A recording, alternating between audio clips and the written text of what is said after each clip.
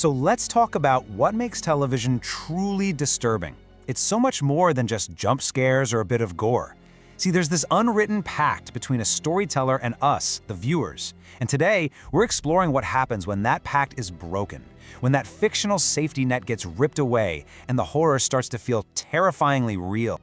You know those scenes, right? The ones you just can't unsee? The ones that stick with you for days, long after the credits have rolled? Was it the shocking death of a character you loved? Or a moment so visceral it actually made you flinch? Well, these moments aren't accidents. They are engineered to have power. And in this explainer, we are going to take apart the machinery. Okay, let's start with a moment that basically redefined shocking television. The Red Wedding wasn't just violent. It was a calculated betrayal of our trust. I mean, a wedding is supposed to be a safe space in a story, right? A celebration. But by turning it into a complete massacre, the creators didn't just kill off characters. They killed our sense of security. They set a whole new standard for what unforgettable fiction could be. And if you thought that was intense, just a few years later, The Walking Dead decided to push the boundaries even further. Negan's arrival wasn't just another character's death. It was a brutal, drawn-out, and graphic execution. For a lot of viewers, this moment crossed a line. It proved that there is a very delicate balance between powerful drama and what just feels like gratuitous horror. So here's how we're going to break this all down. First, we'll look at the architects of anxiety in fiction and the rules they have to play by. Then, we'll shift gears to when horror becomes real. First, through tragedies on live TV, and then through the bizarre world of hijacking the airwaves. And finally, we'll ask what disturbing even means in the age we live in now. First up, the creators.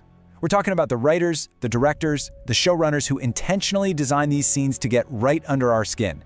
This isn't random. It's a carefully honed craft. And they have a full toolbox to do it. Shock and horror, they're not one size fits all. Some scenes disturb us with exactly what they show, while others are unsettling because of what they don't show, forcing our own minds to fill in the horrifying gaps. Yeah, check this out. It's a great way to see the different techniques. Take Breaking Bad. The horror of Jane's death isn't about gore at all. It's watching Walter White's choice to do nothing. It's a complete psychological gut punch.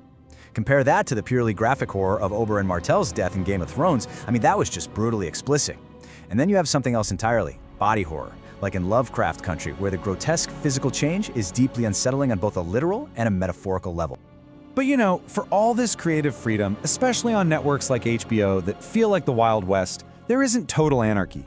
A framework actually exists to manage and classify this kind of content, and it's designed to give all of us a heads up about what we're about to see. This brings us to the systems of regulation. And it's really important to note, this isn't about censorship. It's about providing information and context. It's about creating a shared understanding of what's what and ultimately giving viewers control. The core idea here is program classification. You can think of it like a deal between the broadcaster and the audience. The system basically promises to give you a fair warning about what's coming, so you can make an informed choice about whether you, or maybe your family, actually want to watch. And this is a brilliant illustration of how it works in practice. The classifications are tied to these time bands. A G, or general rating, means it's good to go, anytime. But as the content gets more mature, like PGR or AO for adults only, it gets pushed into later time slots when, fewer children are likely to be watching. It's a really structured way to handle sensitive material.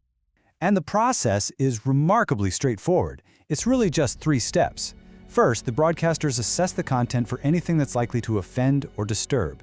Next, they pick a label. You've seen them. V for violence, L for language, and so on. And finally, they display that label right before the program starts. It's a simple, standardized system. Okay, but all these rules, they apply to a world that is planned and controlled. But TV can also be a window into total chaos. So what happens when there's no script, no rating, no warning, because the horror is unfolding in real time? This is where the topic shifts, and it shifts dramatically. We're moving away from manufactured shocks and into the raw, unfiltered, and deeply disturbing reality of live tragedies. Just look at this timeline of the Bradford City Stadium fire. It's absolutely terrifying. At 3:40, the match is going, a man drops a cigarette. Just 4 minutes later, a small glow is spotted. And 5 minutes after that, the entire wooden stand is engulfed in flames. The speed is just breathtaking. A normal afternoon football match, broadcast live, turned into a horrific disaster in less than 10 minutes that killed over 50 people. This is a different kind of horror. Comedian Tommy Cooper, he was famous for his clumsy act, for his magic tricks that always failed. So when he collapsed from a fatal heart attack on live television, the audience, they erupted in laughter. They just assumed it was part of the show. The sound of that laughter, while a man was dying on stage, is just profoundly disturbing. 78 feet. That's the height from which professional wrestler Owen Hart fell during a live pay-per-view event. And this was the moment that reality crashed in. The stunt went tragically wrong, and just minutes later, the announcer had to deliver this devastating news to millions of viewers. There was no filter, no delay, just the raw, shocking announcement of a death that had literally just happened in front of their eyes. But there's one more layer of disturbing television we have to explore. What happens when the broadcast isn't just capturing chaos, but it becomes the source of it? When someone maliciously seizes control. And that's exactly what happened on the night of November 22nd, 1987 in Chicago. The fear didn't come from a character or a news report. It came from the television signal itself, stolen by an unknown hijacker. The hijacker struck twice. First, it was a brief, silent intrusion during the WGN news, which the engineers cut off in under 30 seconds. But 2 hours later, they hit the PBS station WTTW, and this time it was longer. There was distorted audio, and this is the crucial part, there were no engineers on duty at that specific tower, so it couldn't be stopped. The hijackers simply ended the transmission themselves when they were finished. And the content of that second broadcast was just pure, unsettling chaos. This figure in a Max Headroom mask rambled through bizarre pop culture references, mocked a Coke slogan, taunted a local sportscaster, and ended the transmission with this strange scene involving a fly swatter. It was nonsensical, it was creepy, and it was a complete violation of the broadcast medium. And to this day, the hijacker has never been identified. So we've journeyed from scripted horror to real tragedy and broadcast hijacking. And all this brings us to a final, crucial question for our modern age. That phrase, "to the cornfield," it comes from a classic Twilight Zone episode about a child with godlike powers who could simply wish away anything or anyone he found displeasing. See, back in 1987, hijacking a TV signal took immense technical skill, but today, anyone with a phone can broadcast live to the world.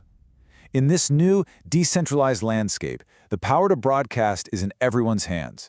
So the question is, with no one watching the tower anymore, who's the one that sends things to the cornfield now?